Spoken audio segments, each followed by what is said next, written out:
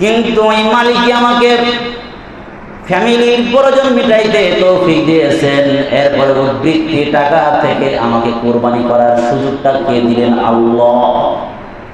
যেই মালিক আমাকে তৌফিক দিলেন, ওই মালিকের জন্য কোরবানি করে ওই মালিকের বান্দারা আমার বাড়ির পাশে বসবাস করে। যদিও আমার সমাজের না হয়, কিন্তু সে তো আমার প্রতিবেশী। সে যদিও দূরের হয়, কিন্তু আমার সাথে আমার পাশে বসবাস করে। আমার ফ্যামিলি আমার কলোনিতেই বসবাস করে, অথবা আমার এমন এক ভাইয়ের কলোনিতে বসবাস করে যে ব্যক্তি এইবার কোরবানি দিতে পারে নাই। অন্যর ভাড়াটিয়া হইলে কি হবে? সে তো একদমই আমার পাশেই থাকে, প্রতিবেশী।